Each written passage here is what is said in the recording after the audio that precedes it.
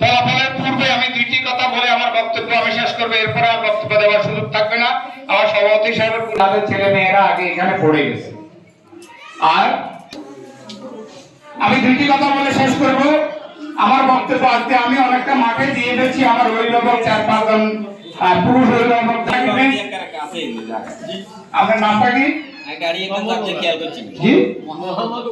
মোহাম্মদুল্লাহ সাহেবের সাথে আমি মাঠে এবং আরো কয়েকজন মেয়ে কথা বলছিলাম। উনি আমাকে প্রশ্ন করছিলেন, স্যার আমাদের চমৎকার প্রশ্ন করেন, ইচ্ছে কোনো উদ্দেশ্য ছাড়া তো মানুষ কোথাও যায় না, একটা পাও মার লাগায় না।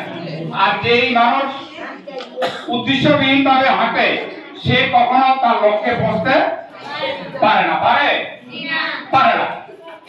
তো আমাদের উদ্দেশ্য আছে, আমাদের একটা লক্ষ্য আছে, আমাদের এক একজন আমরা এক এক ভাবে বলি। কেউ স্বপ্ন বললে ভালো লাগে, ইংরেজি ম্যাডাম তোমাদেরকে ভালোভাবে একসময় ক্লাসে বলবে, মানে লক্ষ্যে পৌঁছা। কি হবো? প্রকৃত মানুষ হব। সৃষ্টিকর্তা আমাদের মানুষের কাঠামোটা সৃষ্টি করে দিয়েছেন, মানুষের কাঠামোটা সৃষ্টি। তোমার বাবা, তোমার মা, তোমার অভিভাবক